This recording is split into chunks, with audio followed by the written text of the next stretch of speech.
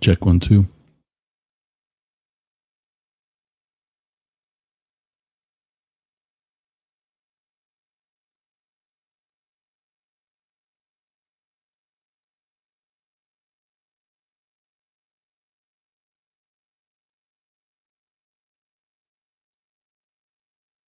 Checking 1 2. Check 1 2. Check.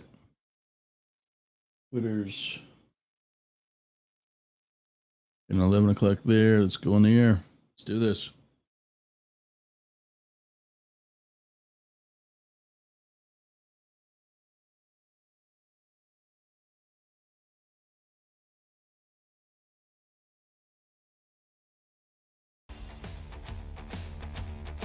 Hey, gang.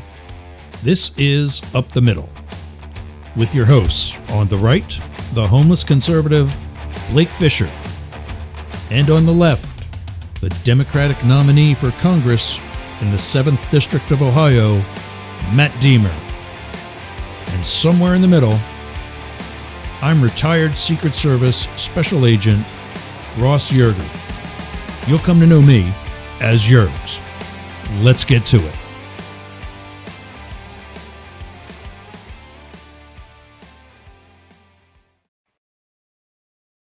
Hey, gang. I'm here. It's just me right now. Blake is on assignment, and Matt is on his way. And they'll be here. They'll all be here soon enough. It is 99.1 WDJY in Atlanta, 1490 WWPR in Tampa Bay, and Yergz Radio. And we're also trying out some other stations, looking at Brooksville, Florida, also Sarasota, Florida, and Orlando, Florida, to add to the mix. So we'll see how that goes. Lots going on.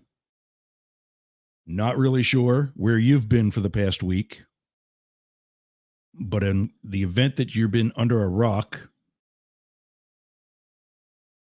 you're here. You're at the right place because we're going to get you caught up. First up, President Biden has really gained some approval this past week by taking a, tough decision. I mean, was he kind of forced out? I think so. Yeah. When people like George Clooney say, I'm going to take my money and go home, and other quote unquote prominent Democrats that I've never heard of, call him to step aside. I remember the good old days when you were down 10 points and you said, you know what, screw it. I'm going to campaign and I'm going to catch up and I'm going to kick Trump's ass. Now, I've protected Joe Biden. For those of you in Atlanta who may not have been catching us on the recorded and are now joining us live, first of all, welcome. I'll be saying that for like the next month. But welcome. Our hashtag here at Up the Middle is, besides Up the Middle, the hashtag is Take Back the Flag. For people who think that they're patriots because they tried to engage in a coup, not an insurrection, a coup, they're not patriots. And that flag belongs to all of us that actually got up every day for 21 years, 4 months, and 2 weeks, put their life on the line for not just a country that they love, but a concept that very few people seem to get. But anyway, back to Uncle Joe. I've protected him on many occasions, sat right aside of him in Reagan Airport when he was former Vice President Biden, and I was the airport agent, and he no longer had access to Air Force Two. Has he slowed down since 2017? A little. He's 81. We've got an 81-year-old president that rides a bike still. falls off the bike, gets back up. If Trump can even put his fat ass on a bike without losing the bike seat, got a mic stand to fix here, sorry. Without losing the bike seat somewhere, my camera is focusing more on my mic and not me. My mic looks great. I look foggy as hell. Whatever. Yeah, he gets back up. Biden gets back up, gets back on, has at it. The best thing Trump can do with wheels is tip a golf cart with his fat ass. And before you go calling me a liberal, there are plenty of things that I'm very conservative about. Financial responsibility. My own son and I just had that conversation yesterday.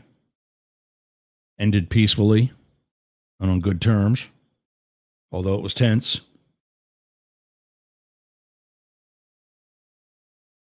But like I said, in case you lived under a rock, because of the mounting pressure, yeah, I don't think it was his desire to go into retirement, even at 81. But he's gone. I mean, he's not going. I would say he's probably at this point now a lame duck president. You know, nobody really wants to call him that, but I think realistically, you know, that's what we're looking at. And you know, I only say that out of obvious. Trying to see if. Oh, there we are. Okay. You know, just out of the obvious that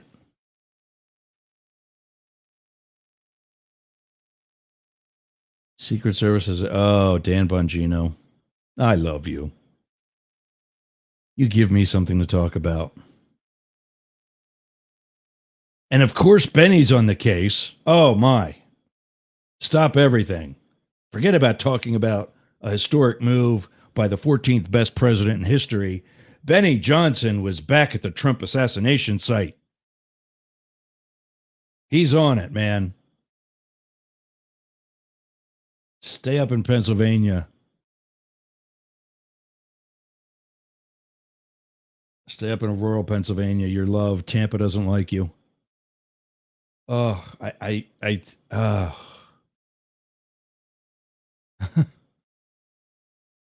love how these people think they've got it all figured out.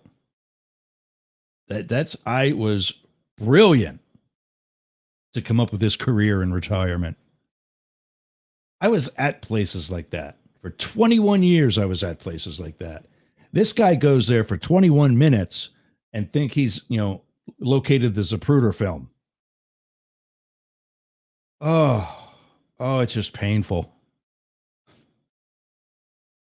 And in what? Oh, he's live right now talking to 2.3 thousand people.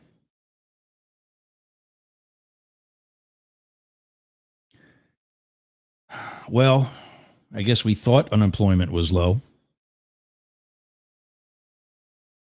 I'll catch up.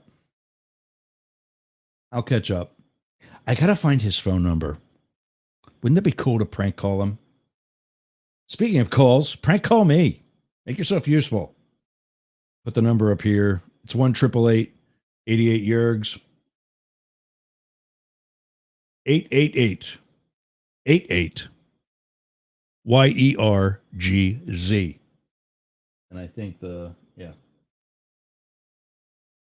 I had to make sure that the system's actually turned on. That's kind of important. So Wednesday night, after making the announcement Sunday afternoon, Wednesday night, President Biden comes on national television, explains his successes, because there's plenty of them. I know the MAGAs won't tell you that.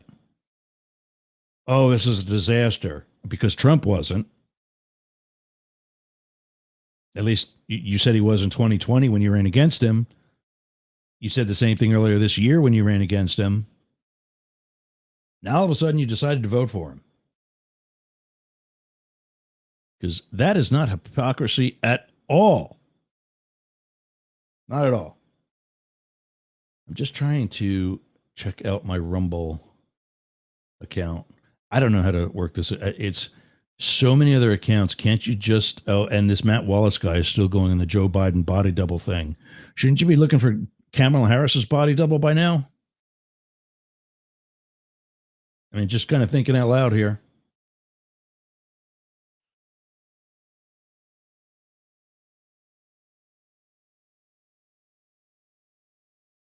There we are. Okay. So, yeah, we're live on Rumble.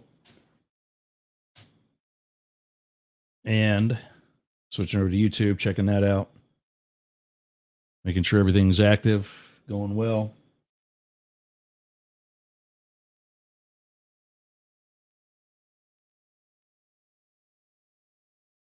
There's that. Nice.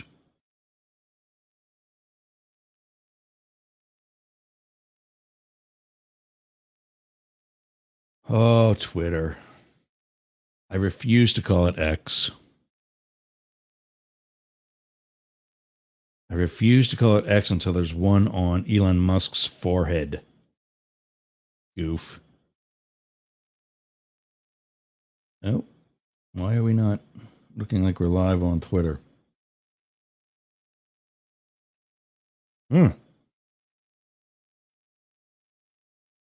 Maybe I already pissed him off. Coming back to...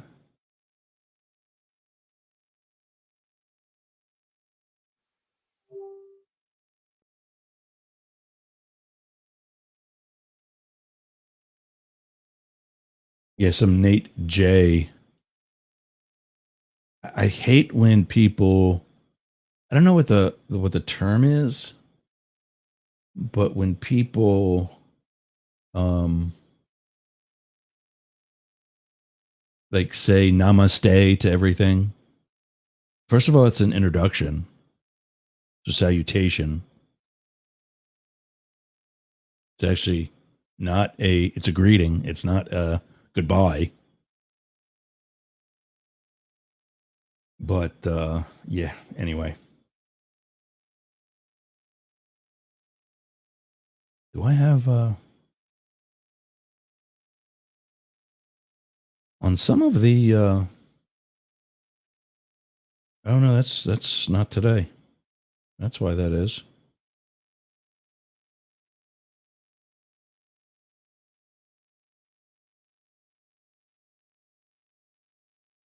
Trying to find out what Facebook pages are actually working. There we go. There we are.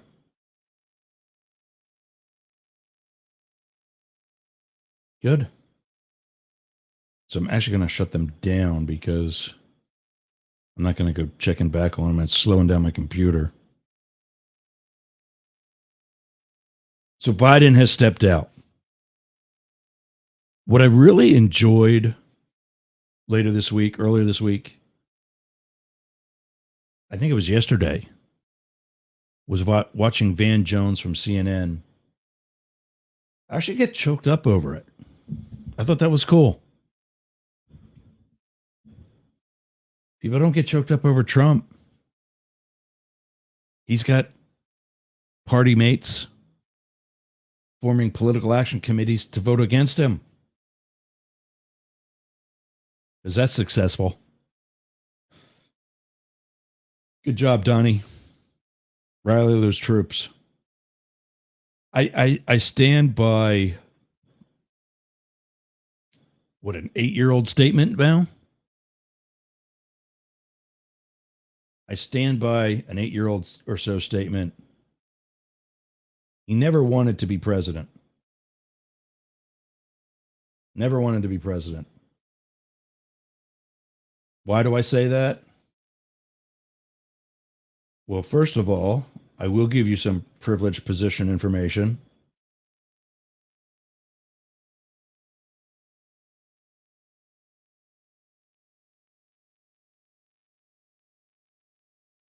when he pulled ahead of Hillary back in 2016, Melania got pissed off. Now, why would she get pissed off about being the first lady? Because she never wanted to be first lady. Ever. At all. Just proving. Oh, thanks, Trump, by the way. The COVID you gave me, because you didn't fight it like a real president. I have this perpetual hack. And it's not Bernie Johnson or Dan Bongino.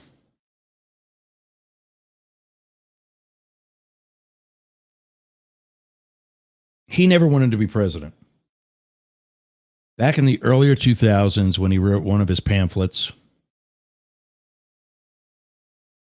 one of his publicists or advisors or whoever said, "Why don't you announce that you're going to run for president?" And Howard Stern said the same thing. Shout out to Howard. Howard said the same thing. He knew that from a source that he had. Why don't you run for president? He wasn't having it because he doesn't want it. He doesn't want to have to give up authority. He doesn't want to have to actually negotiate. He wants to bully. That's why he's running away from Mama Kamala. See, I try to make that rhyme. Mama Kamala. That we'll talk about that today too. We're here for 2 hours, people. Get your coffee. I got a coffee and a Powerade. I'm sure by one of the breaks I'll be switching to a cocktail. It is Friday. I got to put a clock up so I can keep giving the time. We are live on 2 terrestrial stations now and 2 soon to be 3 internet stations with more of each on the way.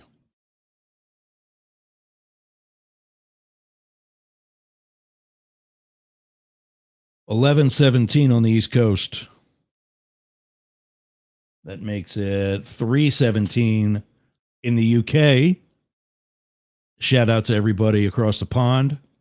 We now have, that's one of the 3 internet stations, although they'll get this tomorrow because we're not live there yet, although the manager at that station's contemplating. I think they might actually like that once we go to 4 to 5 days a week. I'll tell you about that in a second too. So I got to rich my fat ass around a little bit.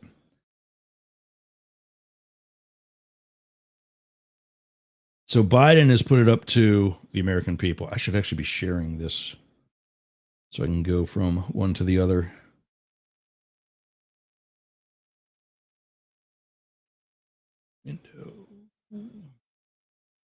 That one. There we go. President Biden has actually said, look, there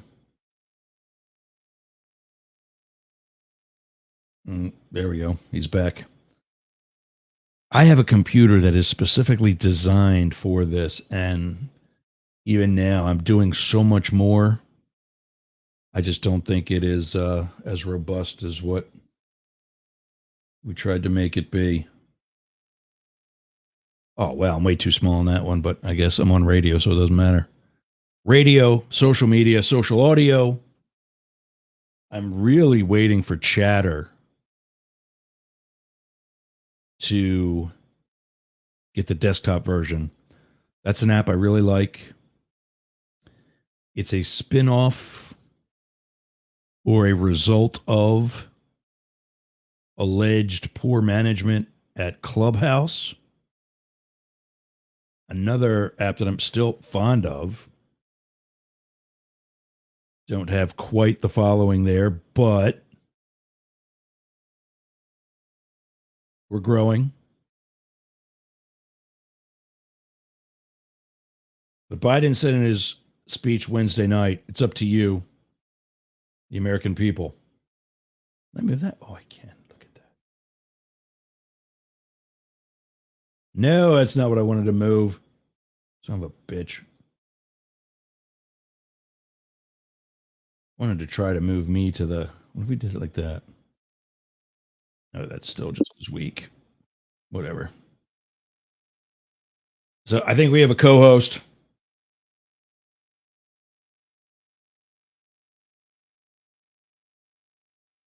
See, there we go. There's Ross. Dude. I'm sorry, you've been gone for 2 weeks. I realized I didn't. Is that like a make Congress work again hat? Let's turn this off so we can get a better view of you. There it is. Yes, sir. Yes, sir. You just don't tell me things these days. So communication has never been the podcast strong point, but we're communicating with the people. That's it. That's what I've been telling them. 21 years. Where did I see it? Oh, on Rumble. 21 years. Well, I can't show that screen anyway. 21 years I've been doing this, right? And I've been to sites like where Trump was shot at. And I'm still kind of, I hate saying this because it really doesn't matter. But I'm still kind of agreeing with the FBI director. I know enough about ballistics. I mean, I'm no like reconstructionist or ATF agent, but I've shot my share of rifles in my day. I know what an AR-15 is going to do to you. You're not going to have an ear left at something like 2,800 feet per second. I think is the speed of those bullets. And it doesn't matter. He was still injured. It was still. Look, I think it's a weird conspiracy theory. The president was shot at. There was a breach of security. No matter what, the Secret Service failed. The local police office failed. Everybody failed in this instance. And even if there were shots fired to him, there's a failure and incompetence across the board. So if let's just say his ear didn't get hit, doesn't change the fact that he was shot at. It was an assassination attempt. Right. And there's a failure across all law enforcement. Let's say if his ear got hit, doesn't matter. The whole thing is still the same. So the guy must have went to the hospital, the emergency room or whatever. And so there has to be hospital reports. So if there's and there's reports, I mean, I would assume Secret Service, man, if there are shots at the president, there's probably paperwork you have to fill out. Oh yeah. So go get the paperwork. Get the testimony. Get the paperwork. Get all that stuff. Get the medical reports. Get all of that things. And then just that's what it is. So there shouldn't be any conspiracy theory here. I think it's ridiculous. Yeah. Well, Benny Johnson doesn't think so. Who is Benny Johnson? Benny Johnson is the Blake Fisher of the MAGA crowd. He's down here in Tampa. Okay. He's got a wavy haircut like Blake does. Great. And so what does he say? He tells everybody in his profile the usual MAGA stuff. I'm a father. I'm a dad. I'm a Christian. I'm a patriot. I believe the election in 2020 was stolen. And I support the January 6th asshats.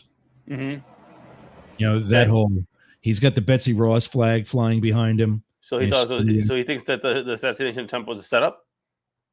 Oh, he was back to the site. He flew back to Pennsylvania to visit Butler, Pennsylvania, and revisit the site. As he calls it, the Trump assassination site. Like Trump is dead. Words matter. We got to have that clickbait on our thumbnails. Of course. 100%. So he's got this big arrow pointing at a water tower that's off in the distance. Second shooter. Oh, yeah. Second shooter. Water and tower. Trump still lived.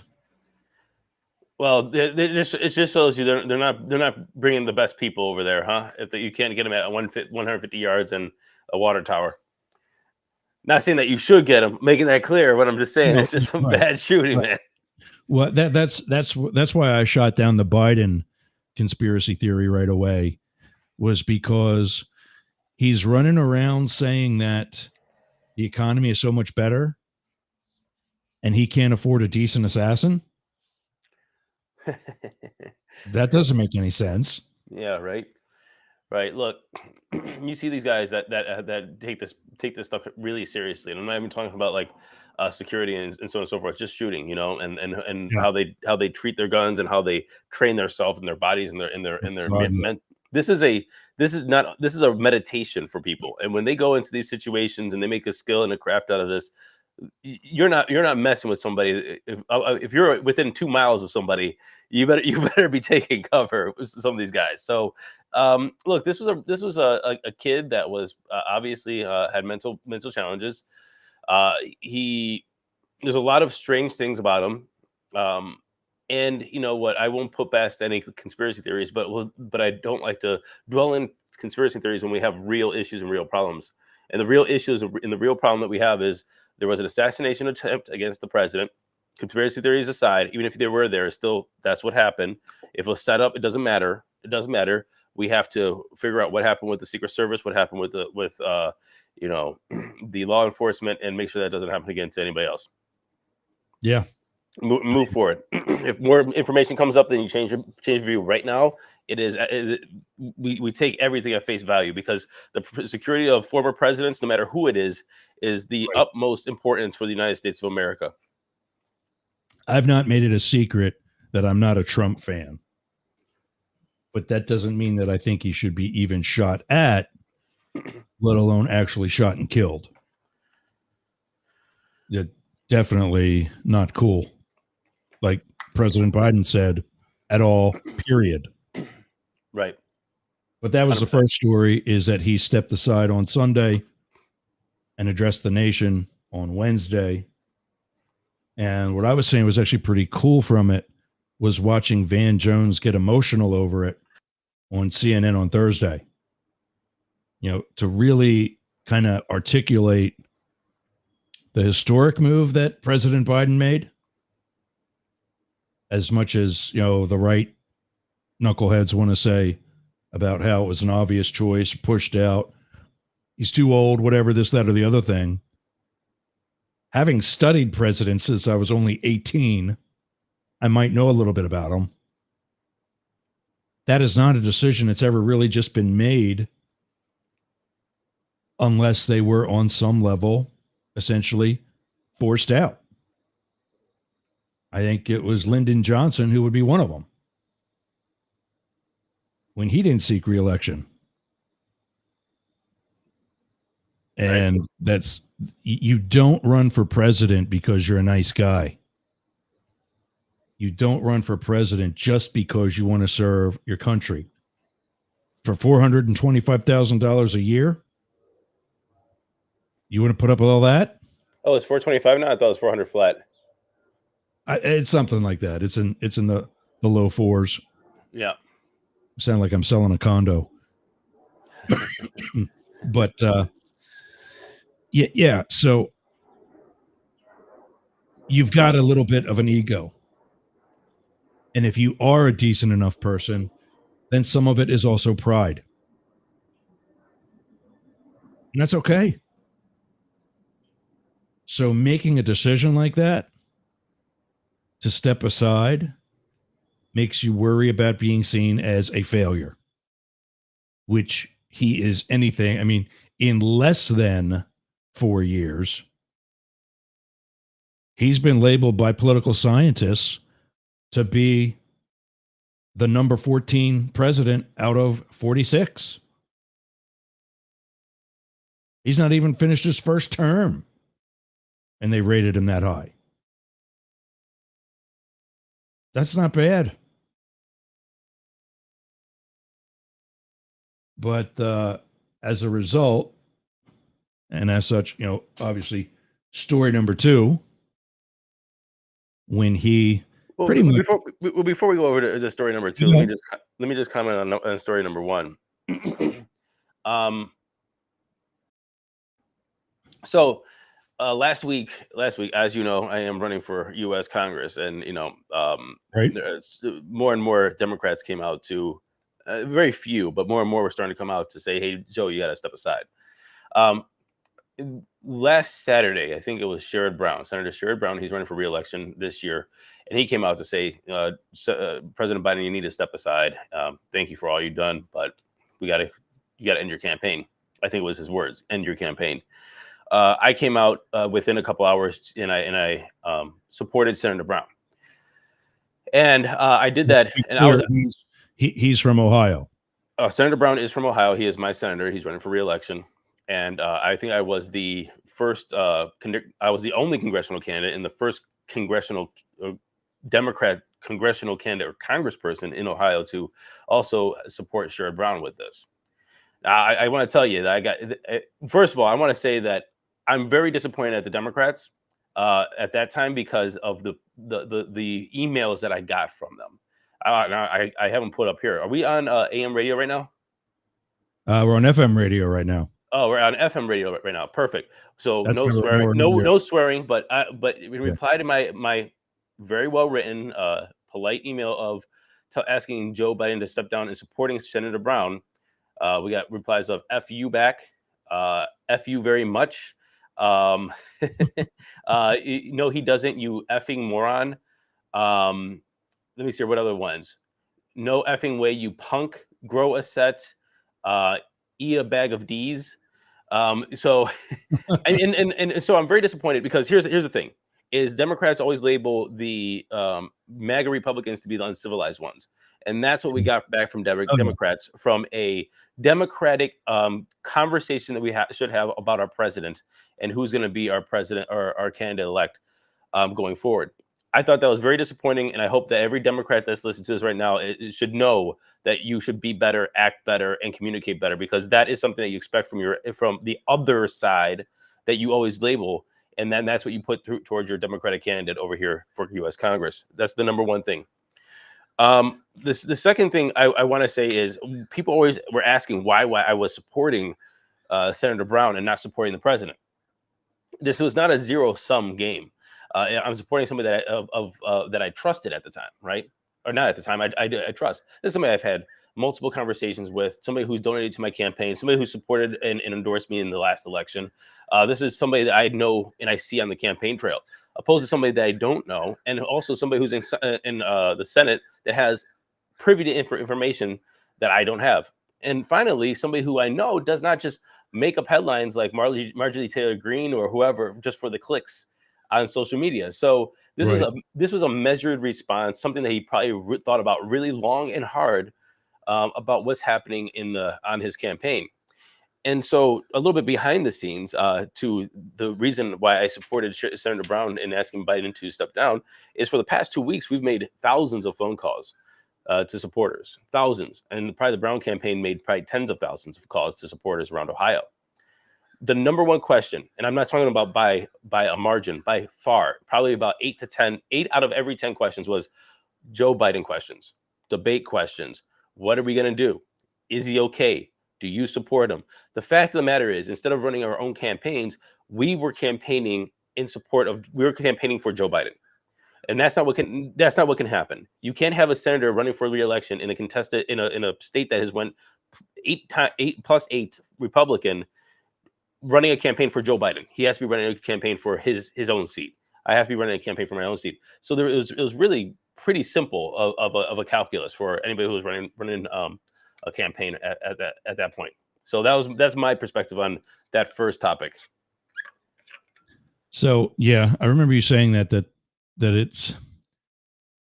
I understand that, and on a similar level, kind of also not agree with the language at all. But I understand what they're saying, and I actually addressed that before you came on. The last poll that I saw that had Biden down was 46-42. That's 88% of the vote, leaving 12 for independents, mostly Kennedy. But the independents actually came in at 17. which is 105%, which is not possible. But that's because of something called a margin of error, which we now know is at least 5 points, which is actually high. So now a 5-point swing with a 4-point difference between the two major candidates means that not only could that very easily be 42-46, but it could be higher. And it's early. And now I'm not saying that he's young enough to do something like this. I said this a year ago. 4 more years isn't going to be what kills Joe Biden. It's 4 months of campaigning is what's going to kill Joe Biden. I did that with Hillary Clinton back in the way. I did that. I was at her house at 5:30 in the morning, ready to go to the Hill to do some votes. Before by 9 o'clock, we were at Reagan Airport, hitting 5 cities a day in a private jet.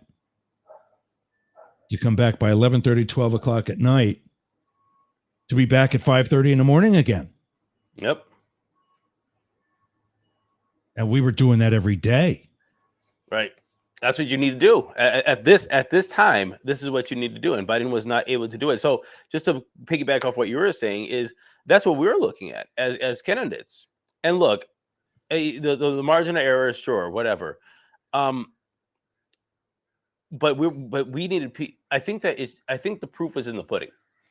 When Biden dropped, within 48 hours, Kamala raised what, $100 million plus 150 from big donors. So we got $250 million coming into a new campaign. Gen Z is making TikToks. There's energy here, and that's what was, 100%. And that's what was missing. And I think that people were saying, "Oh, well, look at the numbers, and Biden can pull it off." That's not what this is about. This is not coming from a candidate's point of view, a donor's point of view, a fundraising point of view, a campaigning point of view, and that is, we needed somebody at the top of the ticket that pulled everybody together and made that energy and had a concise message moving forward. Or else you might win the presidency, but I don't know about this House and the Senate. Right. I don't know about the state House and state Senate races that are happening around different states right now. I don't know about the Supreme Court, and I'm not talking about the Supreme Court in DC, but the Supreme Courts in every different states, or the circuit courts that, or the appellate courts, or whatever courts that are having people run right now. There's a lot of down ballot that people are not considering when it says like the top of the ticket needs to be energized.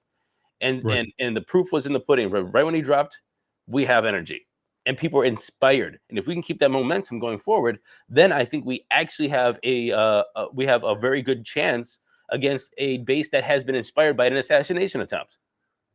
Right. And that was my other point. That's actually in our next topic, is the surge that you just mentioned received by Kamala Harris. I didn't know it was 100 million. I only heard as high as 81 million, but you might have more up-to-date info. Still, within 24 hours, that's amazing. And the surge that she received by, when I say surge, I mean in polls and in fundraising, but also a surge in the support from within the Democratic community. 100%. It's 126 million in 48 hours, by the way. Who aren't working right aside of her every day yet. And like you said, the down ballot people and the donors and the everyday donors like us that put $20 in when we can, which I don't do, by the way, because of my desire to stay impartial. But what didn't happen that happens. I don't give money because I want to be impartial. I'm gonna give that excuse next time.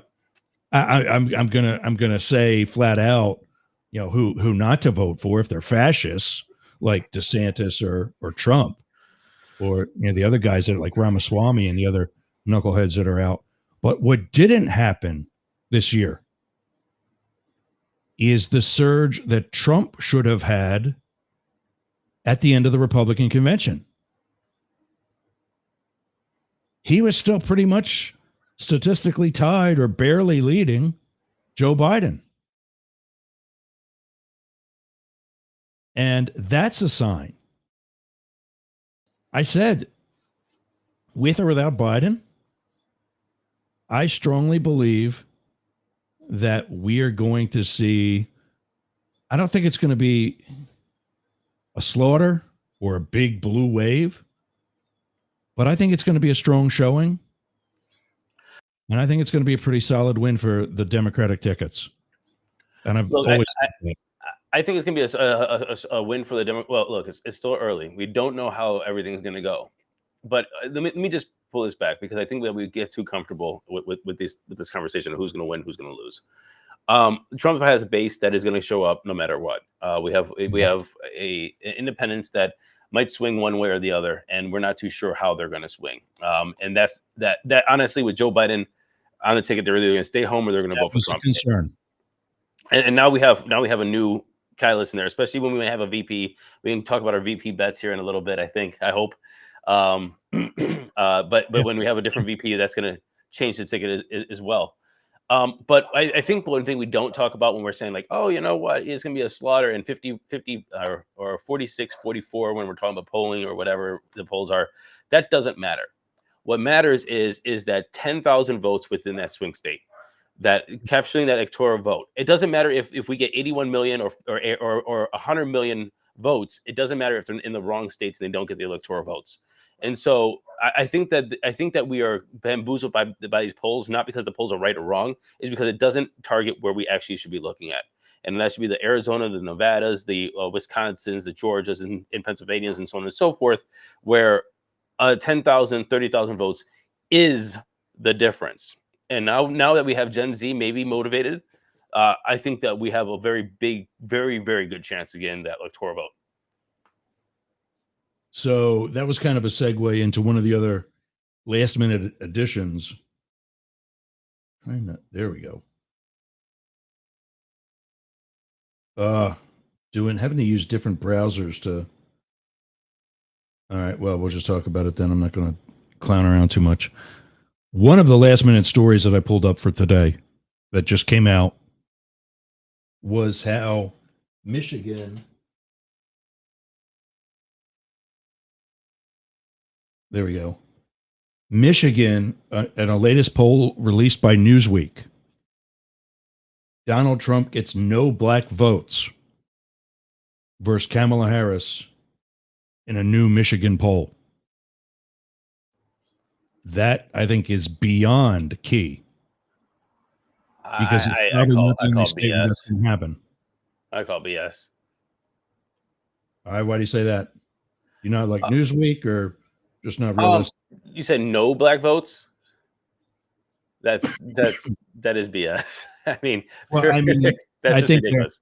I think they're kind of. If we're talking about 8% being no, sure, 10% okay, 11%, 12%. From what I saw the polling, I saw it was more like 21%, and which is still extremely lopsided to the Democrat and Kamala Harris. But I just think that's to say no black votes is honestly, I think, misleading and a bad headline, and honestly fake news. I think honestly those kind of statements are dangerous. Those are dangerous, and I say that they're dangerous. So here's the actual number. Mm-hmm. Among the black voters surveyed, 82.1% supported Harris. That makes sense. So 8%, like I said. 11.5% backed independent candidate Robert Kennedy. And I don't know, 6.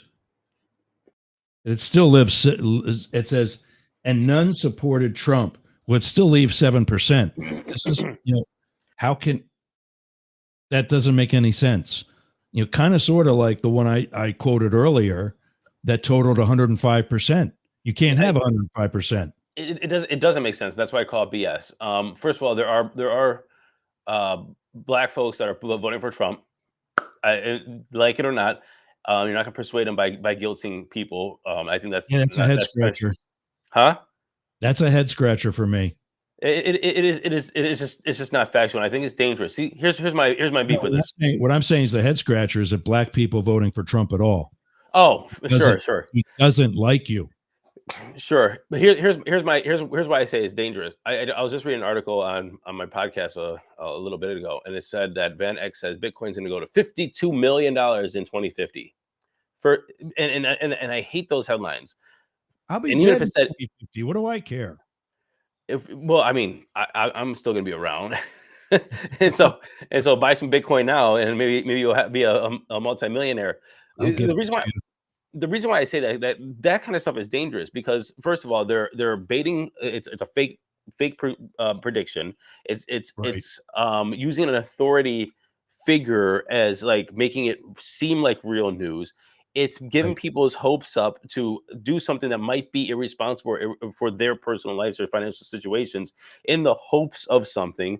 And it's a complete made up number that is fictional that people could possibly believe because of the way it was positioned and what publication it was in. And I feel like those kind of things, and this is one of those, is makes this dangerous.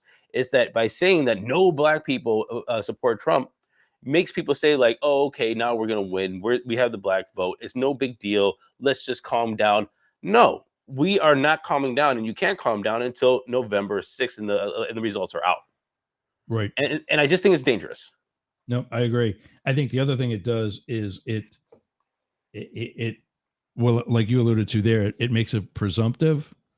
Like it's okay to stop campaigning now. Right, right. Oh, don't worry about it. Exactly. Oh, we Yeah. got And that's I think we experienced a little bit of that in 2016, and that bit the whole world in the ass. agree. But Agree. so back to the Kamala surge, though. Former Speaker McCarthy was on CNN saying that this is her high point. And he's seen her campaign for president when she was one of the first ones to drop out. She was the Democratic nominee for Attorney General and had to get whatever other support. I forget how he worded it. And I was kind of rushed at the time, so it was today, so I didn't get a chance to really look into it. But I can't agree because for the past 3 years, or the first 3 years of the Biden administration, with the exception of the first couple of months, she's been in hiding with lower approval ratings than him. Now all of a sudden she's a rock star. And the kind of attitude that she's portraying, she's speaking much better, I think. Because her public speaking was a little stuttery. But in the speech she made this week, when she talked about being a prosecutor, I hate wording it like this but I literally laughed out loud when she talked about rapists, fraudsters, cheaters. And then she gave a little bit of black attitude when she said, "Hear me when I tell you, I know Donald Trump's type." And I'm like, yeah, this is somebody that's improved greatly while in hiding. And I can't agree with McCarthy saying that yeah, and I see what you texted me in the chat too. That's actually next. The DEI statements.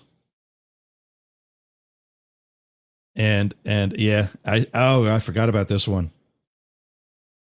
No, you can't forget about that one. Put them on the screen. I have a rant on those if you want. Okay. Look, so here's my thing. First of all, Kamala was not on my list of candidates back in 2020. Me She neither. wasn't. Nope. Biden was probably number 4 or 5 on my list of candidates in 2020. He was the top of my list in 2016. Again, he didn't run for obvious reasons. His son Bo had brain cancer and passed. Yeah. So he was off the ticket. Anyway, long story short is Kamala came out and she wasn't on my list. and I don't know, people don't really understand. I think that when you're running a campaign, you're fighting for resources, and you're fighting for money, you're fighting for talent, you're fighting for all kinds of stuff. I don't know who was around her campaign, and if she was polling the way she was polling and campaigning the way she was campaigning and raising the way she was raising, she didn't have the best people. She didn't have that was going to Biden, that was going to Warren, that was going to Klobuchar, that was going to many different people way before an attorney general from California, right? That popped out of nowhere. So now she has the best people, and she also has 4 years of experience in the White House. And she definitely didn't disappear. More than likely, she was conducting a lot of business in the back end. There is a conspiracy theory that a lot of the operations was passed down to Harris because Biden was just not capable or didn't want to. Don't know, don't care. Right. Long story short is this is a new campaign and somebody else who's running. Let's talk about her record. Let's talk about what she did as a DA, the Attorney General, or the a senator, and so on and so forth.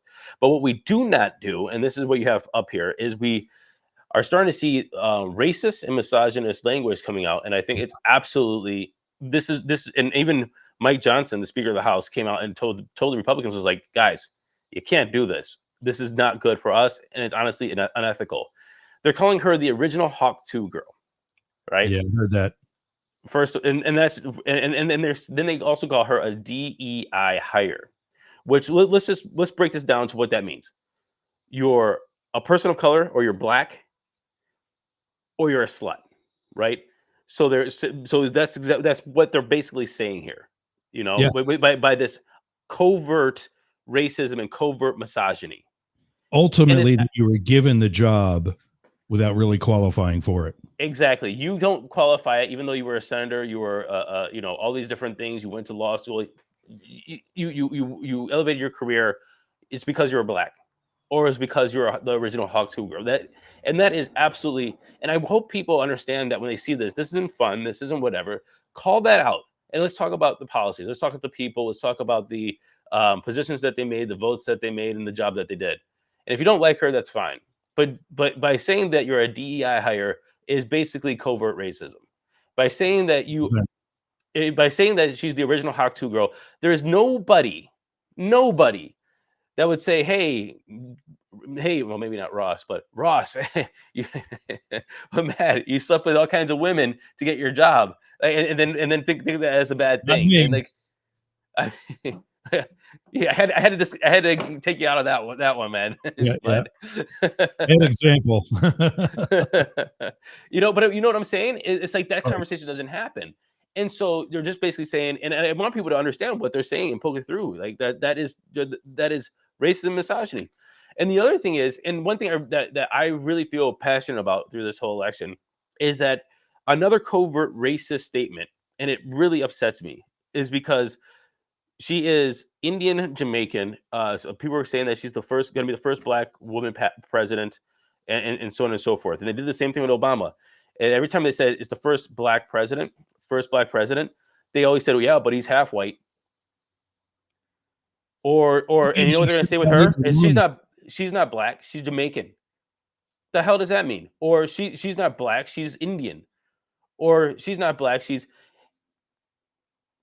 that is also covert racism. Yeah, how about she's qualified?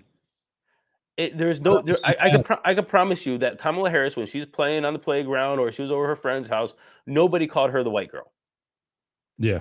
Nobody said,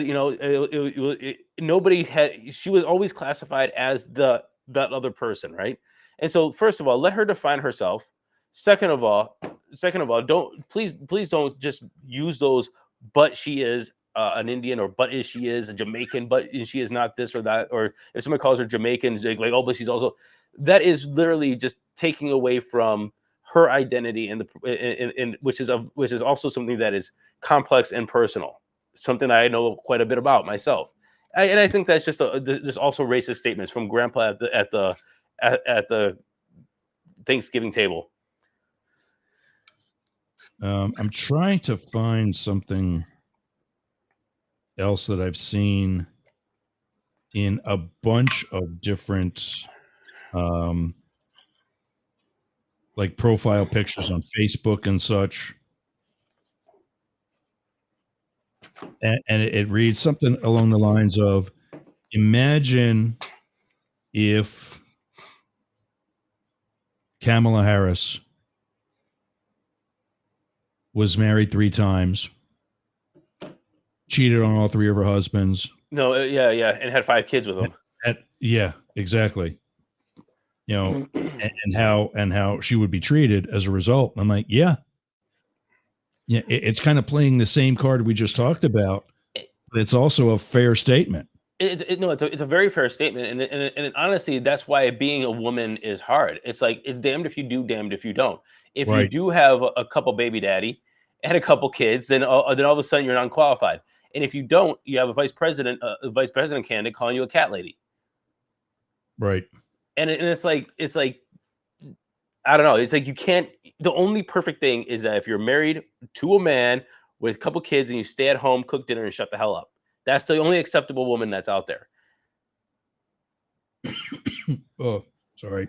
For some of these people, let me put that in there for these people. We know what we're talking about, but that can be clipped very nicely to make me sound like a jackass. Oh, I thanked Trump earlier for giving me COVID cough. Oh, were you giving him kisses? No, I mean just having had COVID 3 times. Oh. You know, I've had a cough ever since. I'm just getting over getting sick myself. I got sick from being on a plane again. Probably was COVID. I tested myself. It came up negative, but yeah, it was GOP rep. At least one of them was GOP rep Tim Burkett of Tennessee. Was the one that made the DEI comment. I don't know who was the guest that made the Hawktua girl comment.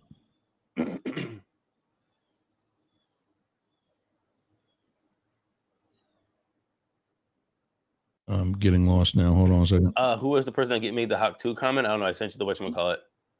Yeah. I don't think it's really that important, to be honest with you. Yeah. And it's 11:57. If you're in Atlanta, you're going to be losing us in 3 minutes. Hop over to 1490. It was Alex Lace, by the way. Okay. Sorry, go ahead. And he is who? And why is he on TV? The Fox Business host. He's Fox Business. I did see that clip now, actually, now that I think about it. 11:57, 99.1 WDJY. We're going to be losing you in about 2-3 minutes, less than 3 minutes. Hop over to WWPR, actually 1490, WWPR.com, or Yergz Radio, YERGZ radio.com, and join us for the second hour. We're going to be losing 1490 in another 2 minutes. Yeah. Excuse me, we're going to be losing 99.1 in another 2 minutes. 99, we're take a break too. 99.1 WDJY. We'll see you guys next week. Soon, I will be. I don't know if Matt or Blake are going to be joining me, but we're going to be picking up multiple days a week in Atlanta. And I'm kind of looking forward to that because it's going to help us get other terrestrial stations. So it'll be 11 a.m. starting Thursday. Terrestrial. We work in our not Martian. Yeah, exactly. Earth radio or whatever, aerial radio, starting on Thursday and moving backwards till at least Tuesday, maybe even Monday. And Yergz Media, which now goes by Mastiff Media. I didn't want my name on everything. But the Yerger Group doing business as Mastiff Media. So wait, you're calling yourself a big hairy dog now? I had that's 2 your of nickname? Them now. Yeah. Well, that's. I thought you were calling yourself that. Like that's your nickname. No. That's the dog that's lying at my feet right now. Gotcha. But yeah, got to say goodbye to everybody at 99.1. We got less than a minute. 99.1 WDJY. We'll see you next week. And 1490 WWPR for joining us right now. Sorry you're joining us with a commercial, but we will be back right after these words.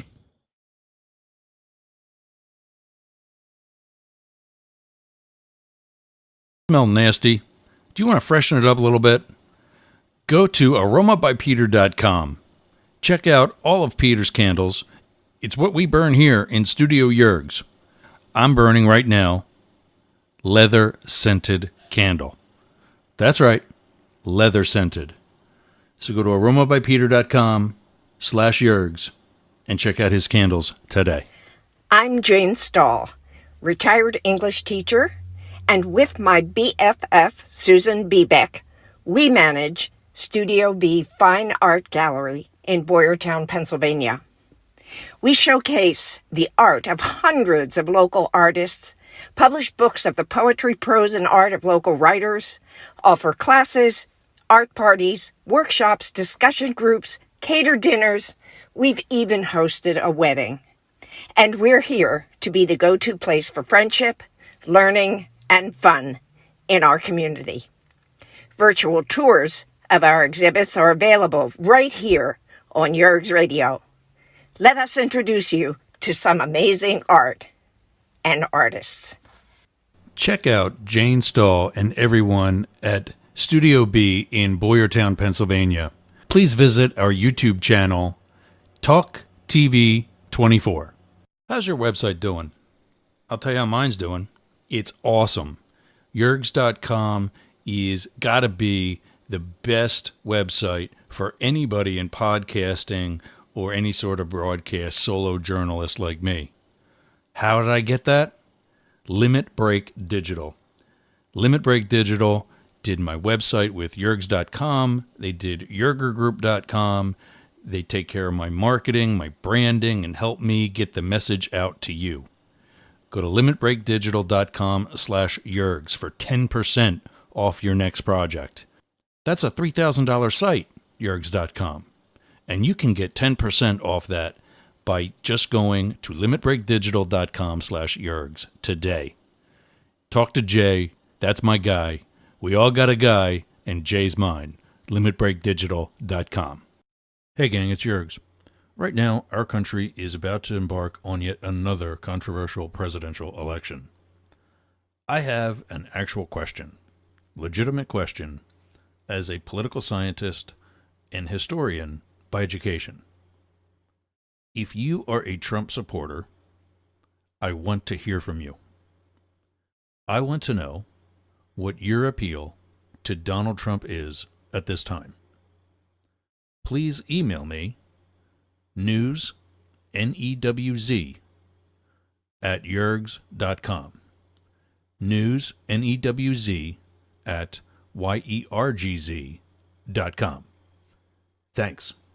Participants must be willing to provide their contact information, answer a series of questions, and then have their first name broadcast over the radio and social media relevant to Up the Middle.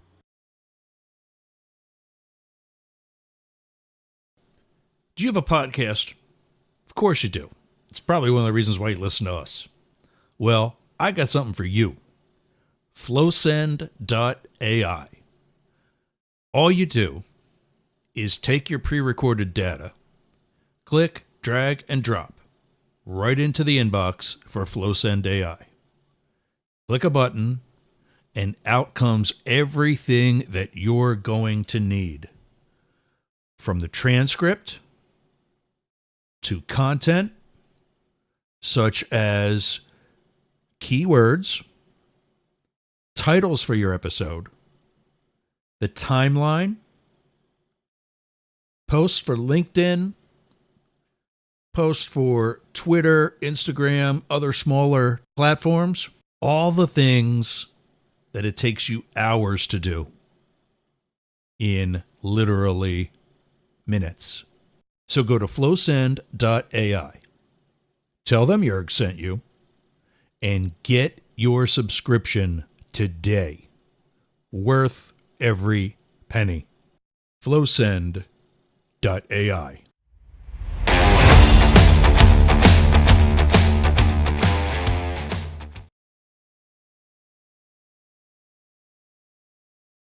All right, gang, you're looking at me with a headset barely on my head. I'm trying to make sure that we're actually doing well in 1490.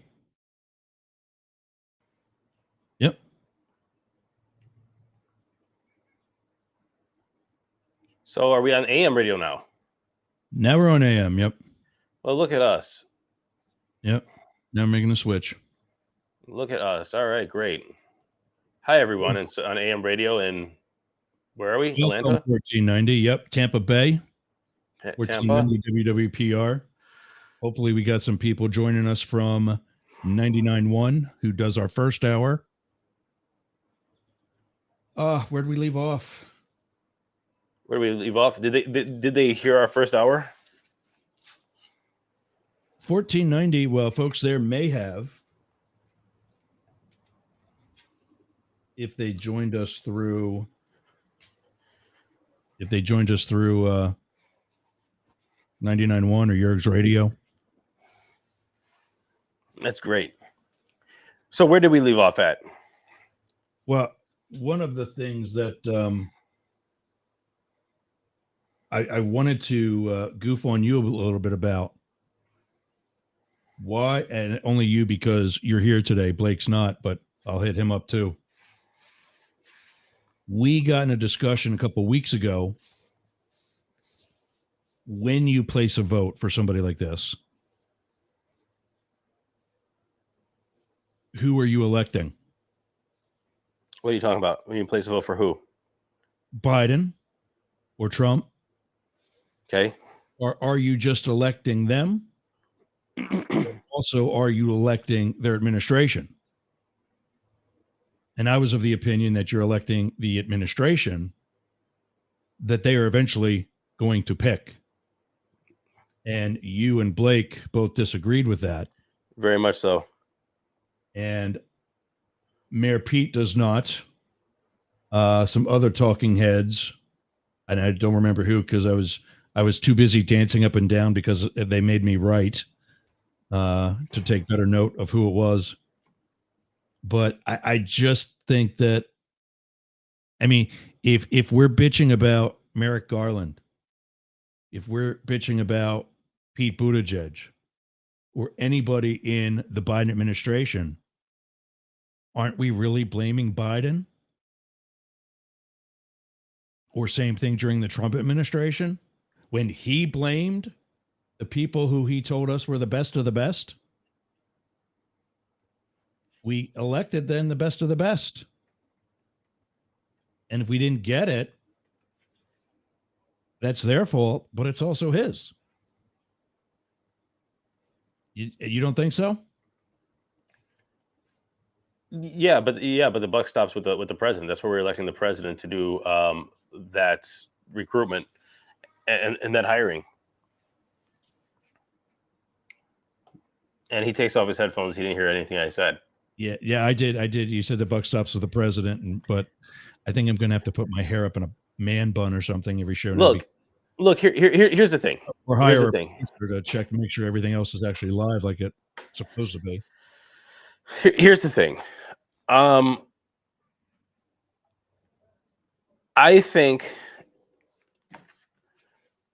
that's a new argument and a stupid argument, because we're re-electing president. Not one time did we say, oh, the people that they might, and then if we are saying the people that they might hire, then we have to start getting that list ahead of time.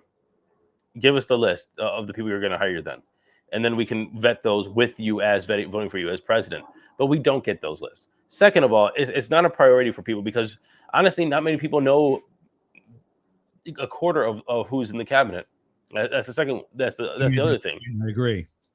So it's like, so if we're going to use that argument, and if you are somebody that can name a quarter of the cabinet, which I think a lot of people in politics can't do, then you are the elite of knowing what the hell is going on. Most people can't. Did I get what percentage did I get 3 weeks ago?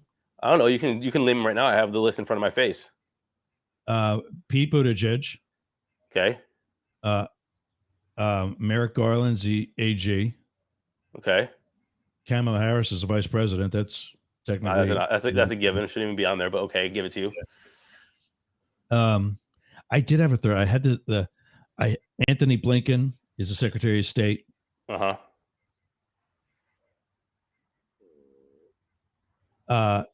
Alejandro Mayorkas is the Secretary. Good job. Very, very nice. Very nice. All right. We're at 33%. Yeah. Well, there's one more that's very obvious that you got last time that you didn't get this time. I got Merrick Garland.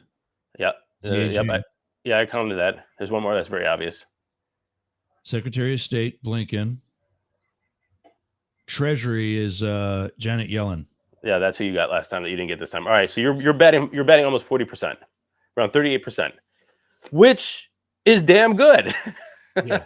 Yeah. I dare somebody to go up more than that. And honestly, you haven't heard of half of these people. The only other person would be Secretary of Commerce that I know of, Gina Raimondo.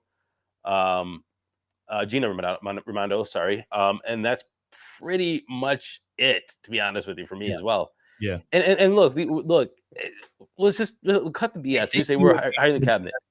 Huh? I think you'll be hard pressed. You'll be hard pressed to find somebody to name the other positions, the actual departments in the cabinet. Let alone 100%, 100%. Absolutely. The only other one that I would probably have is the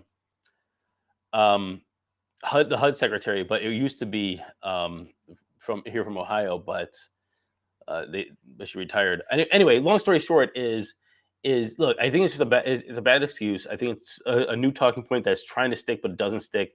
And the reason why they were doing that is because they tried to use that because Biden was not front and center, and they were saying, but all these other people are there, so they got your back. It was an absolute fail of messaging, in my opinion, and it was complete BS.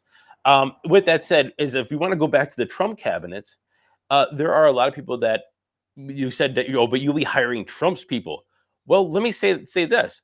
A lot of these people that they said were Trump people came out against Trump at the end of the day. And they're like, hey, you know what? This shit went off the rails. I can't support this. I don't want to be involved with this. And I got to stand up for, the greater good, the United States, the Constitution. And so you have a lot of people that were in his cabinet that came out and said, hey, I'm not feeling this. So maybe there is a good point for that. Maybe that is a check and balance on Donald Trump. I don't think he'll make that same mistake again, though. Right. Yeah. What I don't understand is when somebody like Bill Barr says all the things that are legitimate. I think he should have been saying that about Trump. I think Mike Milley should have been stepping up and saying he's dangerous and is a wannabe dictator. Then don't go around and say some party happy thing like Biden is the bigger threat to national security or democracy. He's not.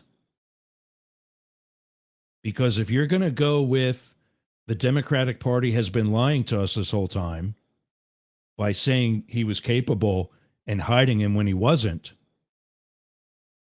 things are fine. We are respected on a global stage. So apparently those puppets that are puppet masters that are pulling the strings that was hiding this all along are doing a good job. Ha. So how is that a threat to democracy? Just because you want to try to save face with your party and still tell people that you're going to vote for a felon. Right. Right.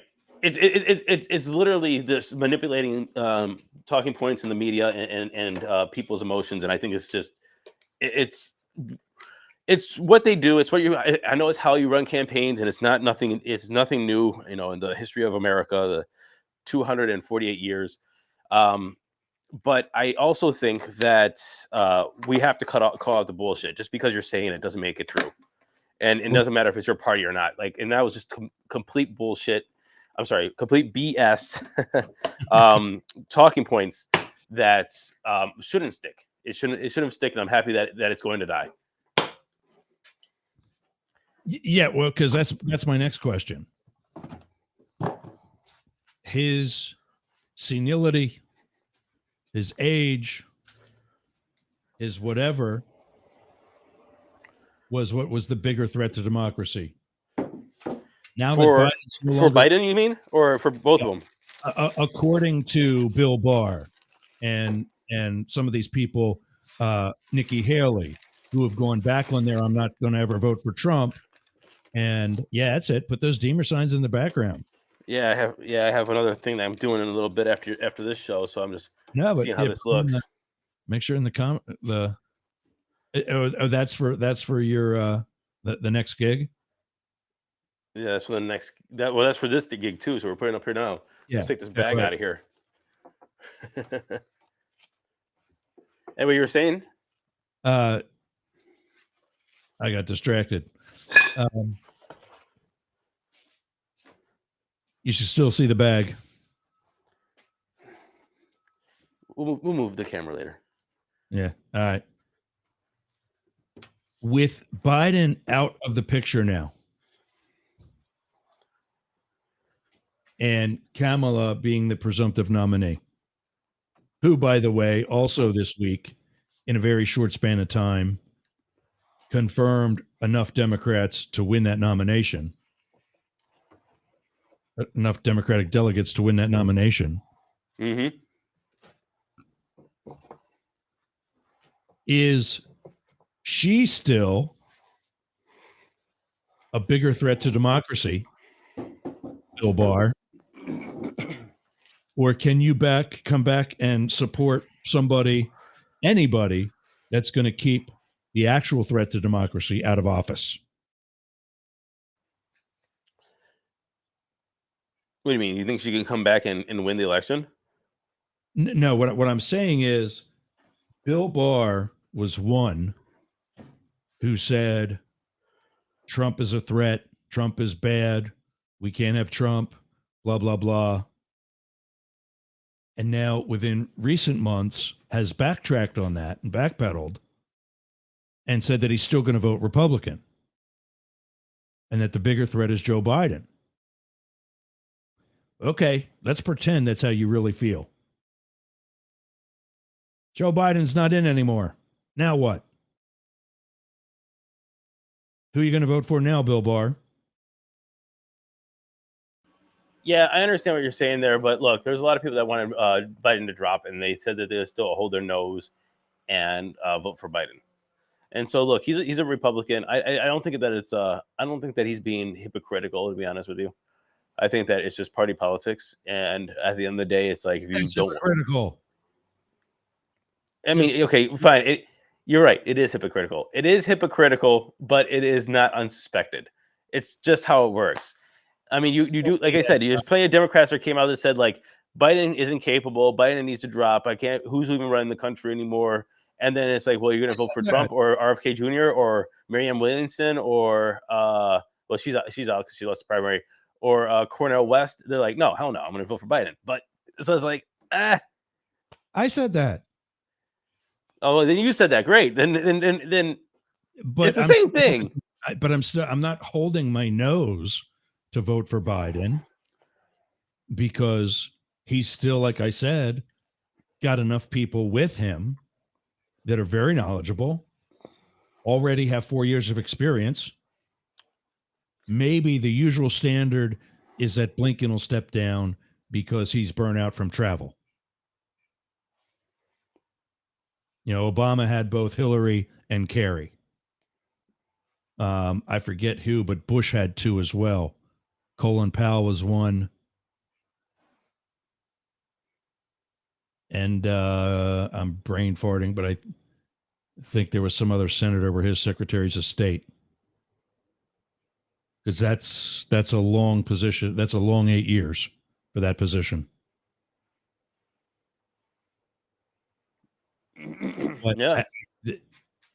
You got to admit, hypocrisy like that is probably one of the biggest bitches that voters have. Well, I think that just comes down to party politics. I mean, it's party over country or party over conversation or party over democracy, and that's what we see. You know, speaking of that, I do want to say my one gripe about this whole process is that we should be cautious of how this process unfolded. When it comes to Kamala Harris being the new candidate for the Democratic Party, there's been a lot of people talking. Go ahead, Ross. I know you have something to say. No, I was just putting a cap on my bottle. No, so there's a lot of people calling for Biden to drop out. a long time. We wanted to have a primary. We had a primary. 14 million people did vote. Now let's go back to, just be honest. Was there really a vote for Biden in the primary? There was really no choice. RFK Jr. was either moved out or pushed out of the primary. Not saying that he's would have been the best, but at least there would have been choice there. Marianne Williamson was always called a cuckoo cat lady as well. Charmin, and she was basically humiliated. So she wasn't considered a candidate. Dean Phillips came out and ran, and they shut him down. Cornel West didn't have a place to go because the Democratic Party wouldn't run him either. And I'm not saying any of these are good candidates. People know that. Let's just say, but they're not. No, let's just not say that any of them are good candidates or people I would vote for. But what I would say is that the process was just to Joe Biden. Now, again, he's the president of the United States, the head of the party. So it's obvious that the Democratic Party would run the president of the United States. It's obvious. But again, let's just call it what it is. It wasn't a democratic process. It was, we're just running this guy and that's it, and pushing everybody else aside. I don't agree. Well, first of all, that's Blake's choice selection process. Is a bunch of old guys get together in a old room with wood paneling and bourbon and cigars and just decide who it's going to be.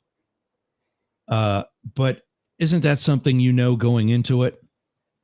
In 2008, we kind of presumed Barack Obama was going to run for re-election. I mean, in 12, yeah. No, in 2008. I mean, that was his first term, though. You said re-election in 2012. Yes, exactly my point. No president, every first-term president wants one thing. That's why I give the caveat at the end. It's like we know that, and we know we're going to support. Yeah. I'm saying it's still democratic, still part of a democratic process, because any remotely intelligent or experienced voter going into that first-term election needs to know it's probably going to be a choice in 4 more years too. No, so I guess first of all, Obama didn't have any challenges in 12, but Biden did, and people are coming out and saying, like, look, I think one term is what we can get out of Biden. We got all the juice out of this lemon, or this orange or whatever. We squeezed the juice out of it. Trump's the one that's orange. Yeah, or fine. Biden's what? A lemon then? I don't know. A kumquat. Oh, that's a weird fruit to pick. Anyway, but you know what I'm saying. We got the juice out of it, and so people did come up and say, "Hey." To that point, Obama didn't have any contenders in 12. But that's what I'm saying. There were contenders for this last primary, and they were basically pushed aside. And so it's like, okay, fine, we'll give it to Biden again.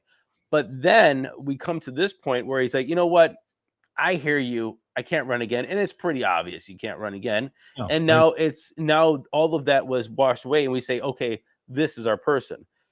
That is a slippery, it's not even a slippery slope. It is something that we should be very cautious of what the process is of the president of the United States. We have literally picked somebody who, again, we had just admitted in our last show, wasn't even on our list of the top 5 back in 2020.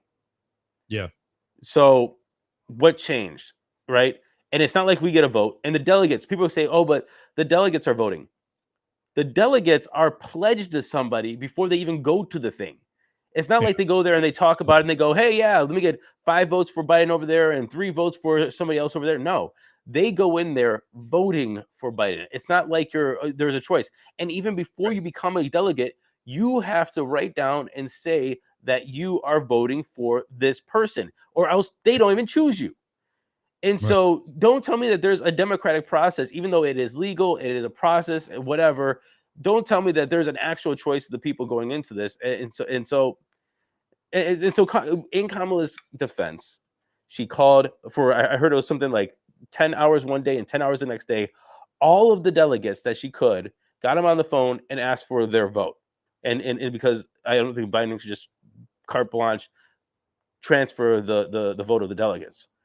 But so I'm going to give her the her benefit, her flowers there, saying like, hey, you did do the work, but don't tell me that it was a democratic process. Well, so we don't have a democracy. We've got a constitutional republic. a representative. Oh, Jesus.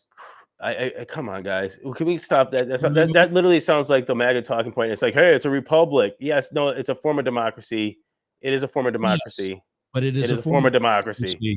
democracy, and this process is a part of that form of democracy.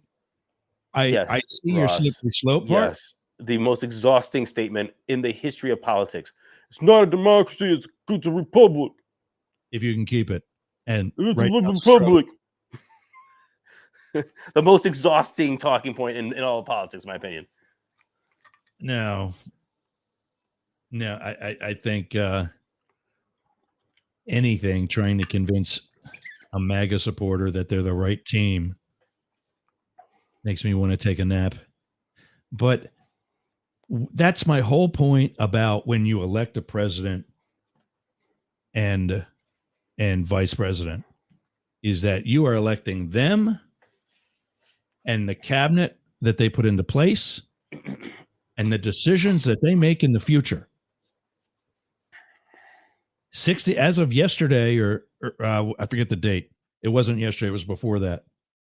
65% of Democrats polled were for Biden stepping aside. Mm-hmm. Yeah. So in that case, what's the problem? There's no problem. He stepped aside. But when you're saying it's not part of a democratic process, that it's a slippery slope going right to Kamala Harris, they knew that was the option. No, they did, because there's open there is another primary. You can organize another primary. You can also make sure it's an open convention, but it's not. It's not. And I'm not saying that Kamala is not up for the job. I'm not saying that she's not going to do a great job campaigning. I am not saying that, and I'm very looking forward to her VP pick, because I have mine, and I want to go through this with you of who's our top picks.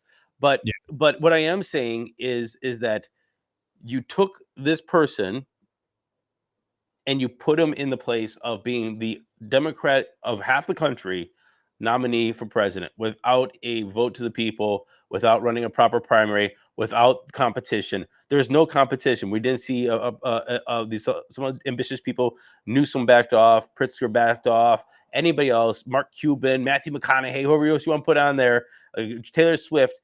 There is no competition to this. And I think that is I hope you agree that is not a good precedent for going forward with American democracy or republic.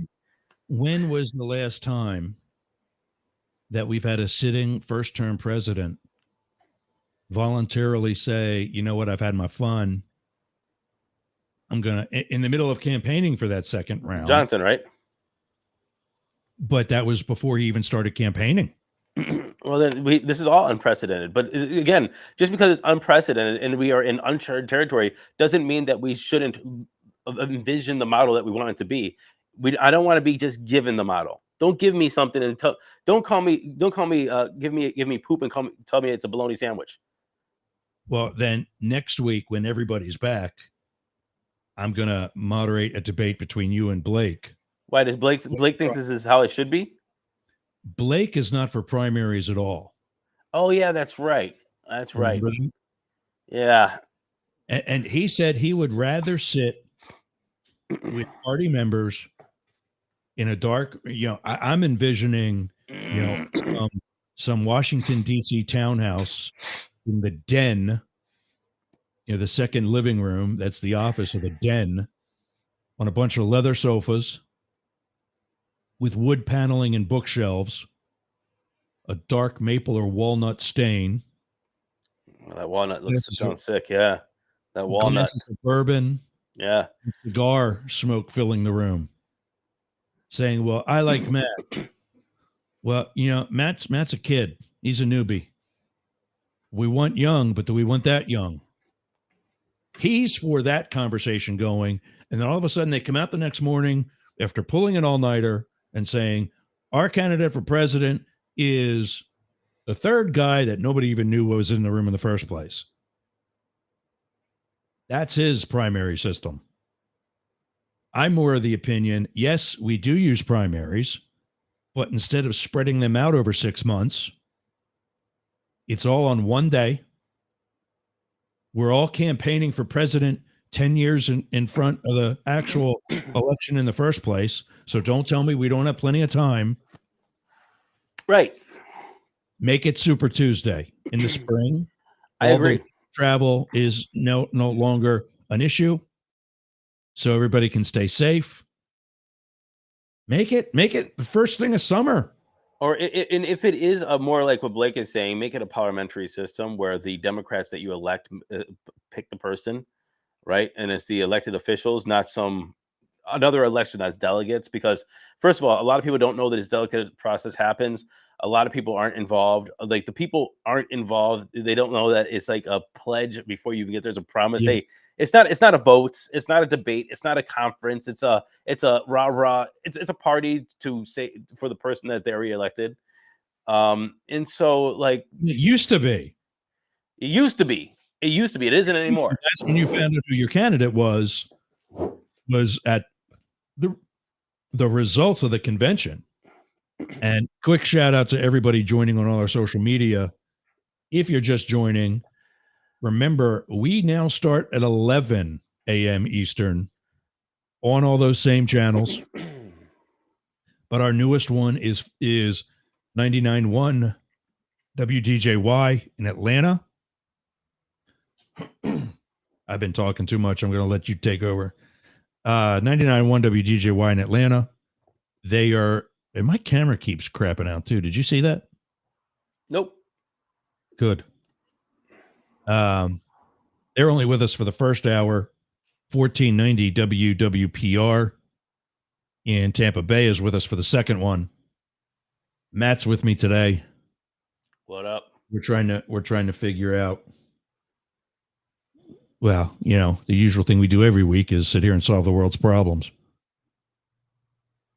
So who are your picks?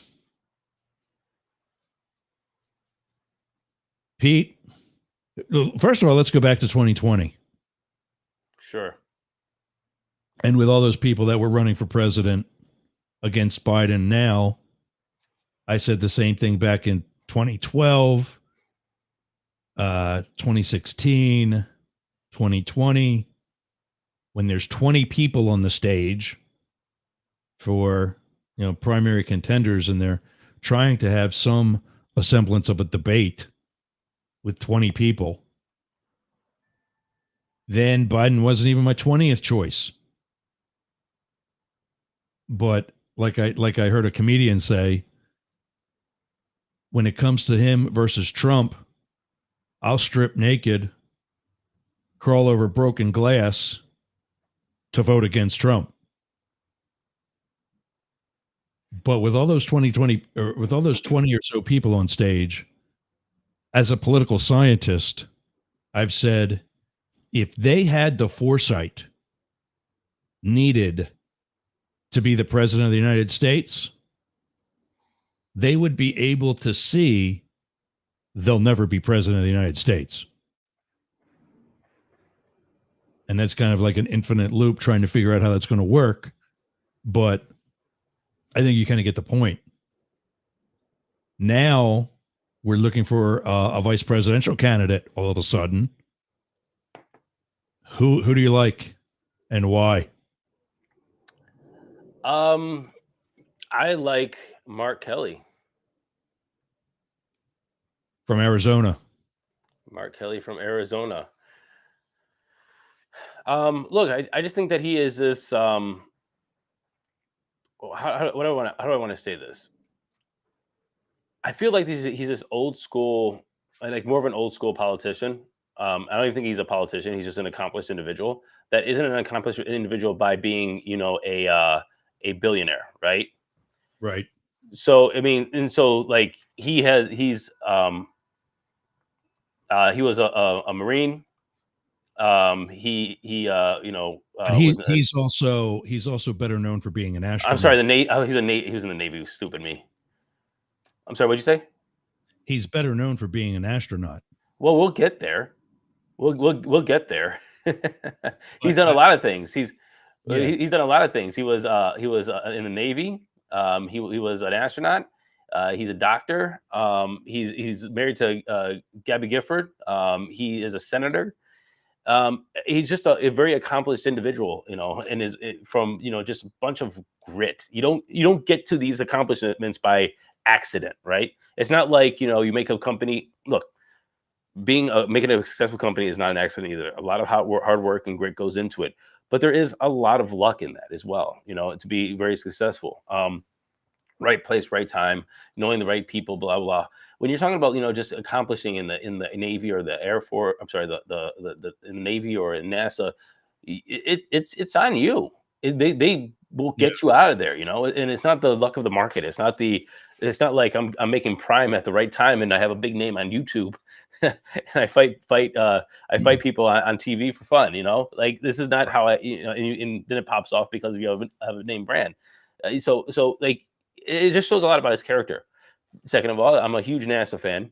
If he's there, I know there'll be more funding for NASA. Hopefully, let's be a spacefaring nation, civilization, and get some space hotels up there already. Is the Space Force a real thing, or is that just something Trump was talking about? Yeah, it's a real thing. It's a branch. Where are they headquartered at? What I heard, now this has been it's been a while since I talked about the Space Force, but what I heard it was actual two different branches, or a branch that already existed in the Air Force, and I think somebody else that they just merged under one banner that already kind of existed to control things that are happening in space. And to be perfectly honest with you, I really think that it was a great idea to make a Space Force, to be honest with you, because we do have satellites in space and blowing up satellites and raining hellfire down from space is a thing, right? I mean, so people think, it's because of aliens, and no, it's because China can now launch missiles into space and take out satellites and our communications and could have weapons pointed at us right now from space. I mean, yeah, it's a real thing. So how is that different from NASA? Well, one's military and one is for exploration. Because isn't NASA technically a corporation? Like they're not really a government agency? Man, I don't know. I know that they're funded by. I don't know, man. They're funded by the government, and I like that. Anyway, I like space travel. Like let's get more money for these things. I mean, but no, NASA is more of a science. The way I see it is in science and research. If it's coming from aerospace or telescopes or James Webb or all these different things, this is coming from NASA. Elon has made some, and we can talk about Elon in a minute too with his ridiculous shit. But Elon has made some amazing leaps into rockets and rocket travel and getting that cost way down and getting people safely up to space. I think it's all amazing, and I'm really happy to have something for NASA to be in the White House. So there on the screen is they're technically not in the White House. Where does the vice president live again? The vice president lives at the Naval Observatory. Right. And the mansion that's on the property known as the vice president's residence. But I see what's happening here. There is the patch, the logo for the Space Force. And you see that United States Space Force is across the top. Then around the bottom is Department of the Air Force. Yeah. So it's kind of like the Marines, which are technically part of the Navy. Space Force is headquartered in Colorado Springs. Thanks, Eric. And yeah, so I was correct. Yeah, it was already an existing part of the Air Force that they just put under their own banner, and I think it was actually a smart choice. Reed's joining. Good. Yeah, there's a funny story about that happened this week too. The director, Reed's a buddy of mine, former coworker. The director of our former agency, or my former agency, looks like he's going to outlast her because she resigned as a result of the debacle that she called testimony on Monday. So, yeah. Why did we get talking about the military? How did that even happen? Mark Kelly and him being NASA and NASA, the Space Force, Air Force. I think his resume is a good selection to go up against JD Vance and his, I'm a Marine macho, who openly says that if you don't have kids, you shouldn't have as many rights. Did you hear that one?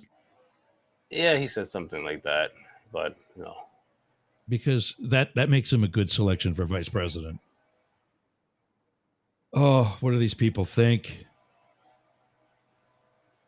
So that's your number one is Kelly?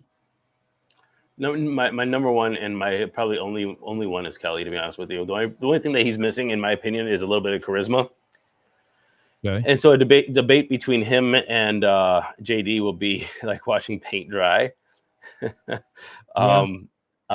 again, I just really like these like John McCain sort of like politicians, where it's like a lot of grit and your own merit that got you into place of being really just excellent across the board. And I think he just exemplifies merit and excellence, and I really like to have those kind of people there.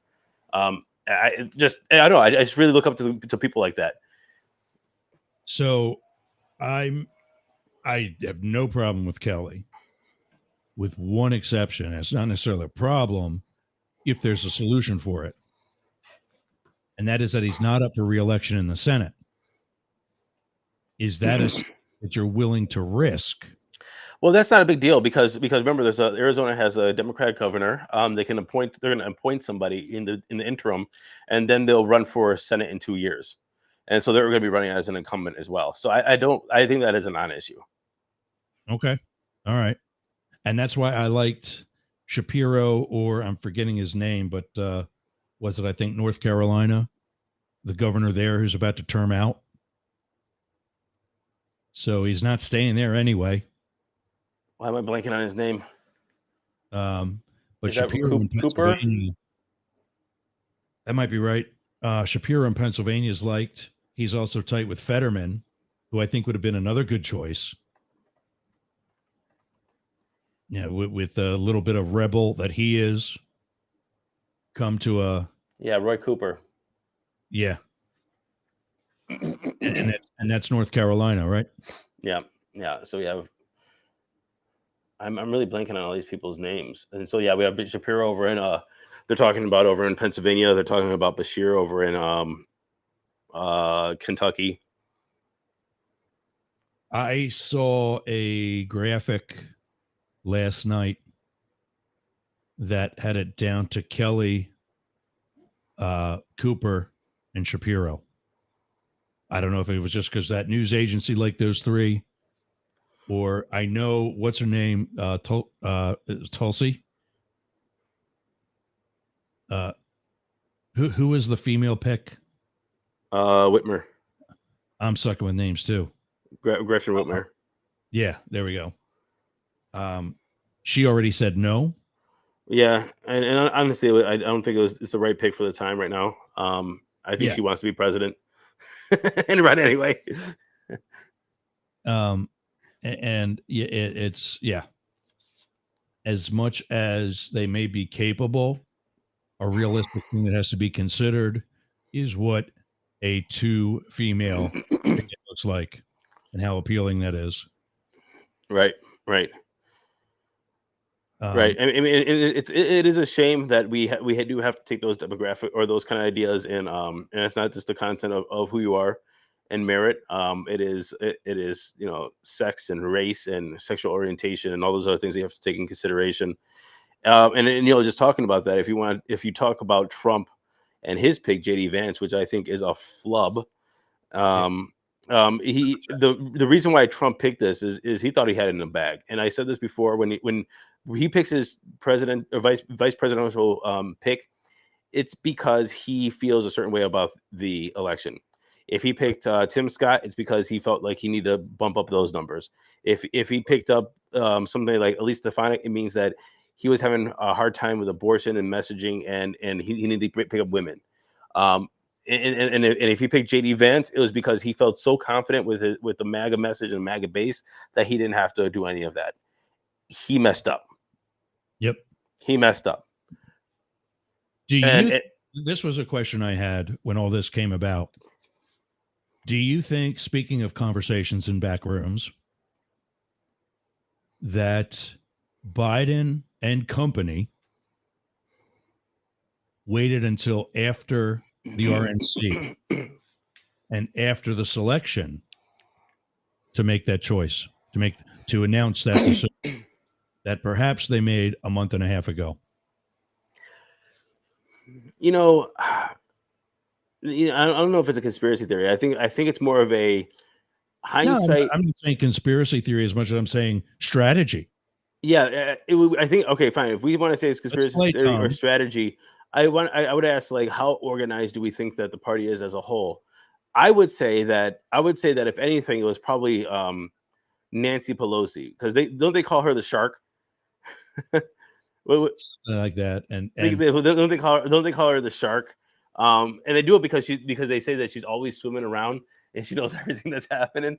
So anybody who's thinking about this, it was Pelosi, and it wouldn't surprise me if somebody like Pelosi called like Harris and said, "Hey, you know what? We're gonna push him out. You better get your look," because we got to understand, Harris springed into action immediately. This was a plan. I don't know if it was a plan of Biden, to be honest with you. I don't think Biden said, "Hey, Kamala, I'm going to be stepping down, so get your stuff in order." I think it's more of we're going to have to get this guy out of here because he's not leaving, and it's not looking good for us. So you get yourself ready, sort of thing. Or be able to. And she thought, "Hey, this is a time for me, politically smart," and says, "This is a time for me to snatch this up and not give anybody a chance, by raising a lot of money and going out there and being ready for it," which she was positioned to do. So kudos on her. She was ready at the drop of a dime. A dime. She was out there already running. It's absolutely phenomenal. So kudos to her. But I don't want to say that there was a plan, because I don't know I think, to be honest with you, there was moving parts and it happened the way it did. And the whole thing was, how do we get Joe out? See, that's the part that I don't agree with. I'm going to be 53 years old in November. By the time we vote, I will be 53 years old. I see where I'm slowing down mentally, physically, 100%. Emotionally, energy. 43 was the year I finally noticed it, man. And I was like, whoa, this is what people talk about. Tell me that he's not noticing that at 81. 100%. 100%. Which is why I think he had a say in it. A positive, yeah, let's do this right, say in it. Every president has an ego. Joe Biden also has humility. I want to disagree with this because, I have a couple of doctors in the family over here, and a lot of people looking at this. If there is actual cognitive decline, one thing you see that's very common is people that have been stubborn get more and more stubborn. They don't just go like, you know what, I'm rational, whatever. They don't understand what's happening to them. They're starting to lose some things. They don't understand why they're not communicating. They don't understand why people are reacting the way they are. They don't understand what's going on, and they double down on their stubbornness because they think that they're the same, and they're absolutely not. And so I don't think that he was like, this humility thing, or let's make this plan. It was more like, I'm sticking with it because I'm the president of the United States, and everybody is in that walnut back room going, Joe is becoming an issue. What are we going to do about it? And I think that was a discussion that was going on. And I honestly, I don't think that there was just that much strategy and that much planning. I think that some people had some ideas of how things can roll out. Then why did he have those heels dug in right after the debate? And they started coming out of the ground gradually with interview and press avail and so on, until last weekend when he pulled the plug on everything. It wasn't a head scratcher. We knew it Friday that it was probably going to happen that weekend. So months ago, and I think we spoke about this on the show, my theory is that people in the back room, people have been calling for Joe Biden not to run again for a long time. But I think that there was a couple of things. Huh? He kind of touched on that he would, be once and done. And so months ago, I think on this show, we were saying, like, I think that the tryout period for Joe was that debate. Because here's the thing. let's just call the Democratic Party leadership a boardroom, right? In a company. And what you have in the boardroom is you go, okay, you have half of the board saying this and half of the board saying that. And one guy's over there making his pitch, and the CEO is making his pitch. And the board goes, okay, this is what we're going to do. You try your thing, and if you succeed, we'll back you. And if you don't, you're fired, right? And because sometimes there's a gridlock at the board. And they made this debate, and they said, we're going to give you enough time, and you prove to us that you got this, and you can campaign. And he went out there and he didn't do it. And then he dug in his heels and he said, oh, I'm going to go do all these things. I'm going to go on BET. I'm going to go on 60 Minutes, wherever the hell he did. And he kept on failing when he thought that he was probably succeeding. And that's when that whole thing comes on. I was like, I don't understand what people are doing. And that's when I think everybody was like, okay, we have to make a point to say tough love here, Joe. I don't know. I don't think there's this big grand strategy. I think that it happened to work out the way it did, and we're applying some kind of value to it in hindsight. I just don't think that it was. I don't think that they were just like, okay, Joe, you go up there, and then you do this, and then we'll do this, and then they'll pick their VP, and then we'll go over there. I think it was probably one person saying like maybe Pelosi saying like, okay, they're gonna have their conference, and then they're gonna pick their VP. It's probably gonna be Vance. We already got word of that. Kamala, get ready. We'll see what's happening. We're going to try to get Joe out. Hopefully it's not a big deal. Hopefully it's not a stink. Because remember, he could have not done it. And then this week, we could be in a stink where the Democratic Party is really pushing against him. And you don't know what they were thinking of doing. They could have called the 25th. We don't know what when Pelosi says the easy way, the hard way, what the hard way means. What does the hard way mean? That she comes out publicly and says, Joe, you got to go? Or does they say, hey, we're going to try the 25th. Yeah, I was wondering if that was going to come to fruition. Yeah, if that was going to be, the next option.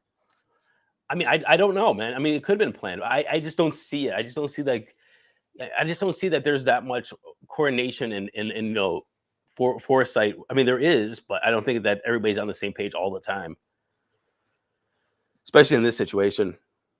Who knows? We have what we have now. I'm just looking at one of my Google. I wonder what Eric Reed thinks of this. Eric didn't jump in, but what did Eric Reed think? I don't know. We lost some of the viewers the past couple of minutes, so he might have been. Oh, that's because of my rant. They're like, okay, I'm done with this guy.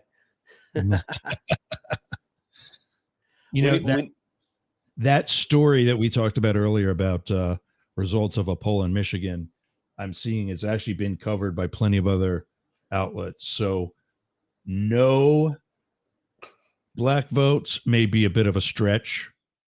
And I don't know where Newsweek falls on the spectrum, but that could be a liberal Fox move thing.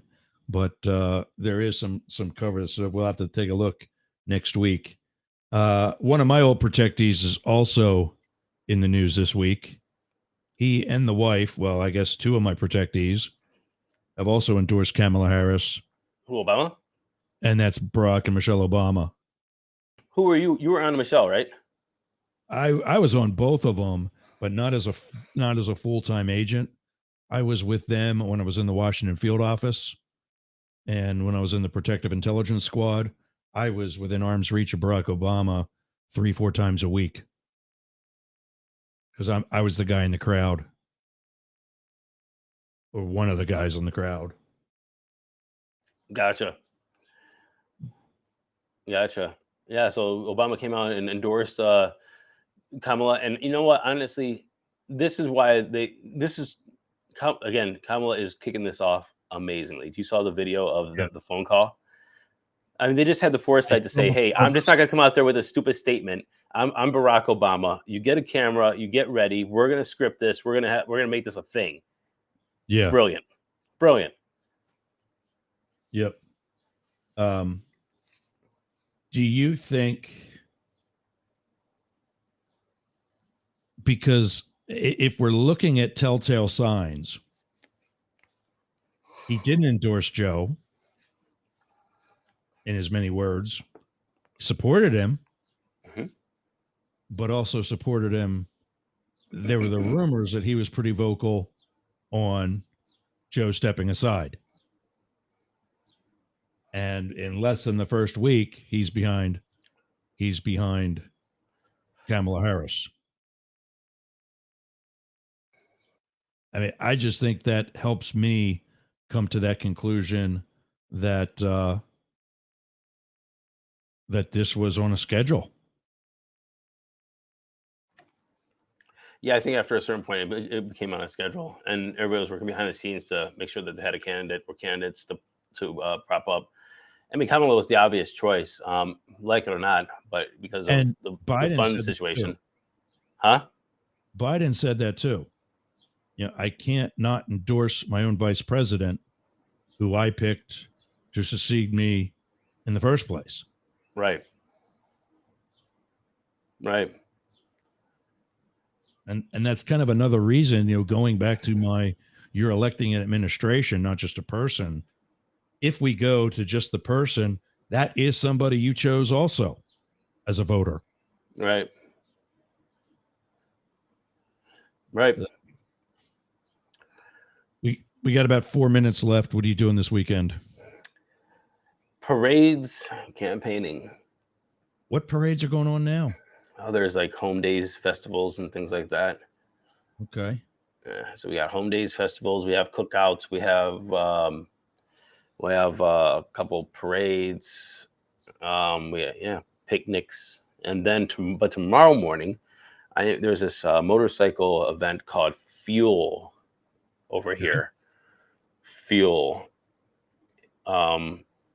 event in Boston Heights. I'm just looking it up so I get the right information really quick. But anyway, a lot of motorcycles. We're going to ride down there. It's about an hour and a half away by motorcycle. So we're going to pop down there tomorrow morning, and then I'll be at events all day after that. So that's right. You're a motorcycle guy. I don't know if I'm a motorcycle guy, but I do like to ride. Okay, but I mean, yeah, you do have a bike. Yes. Very cool.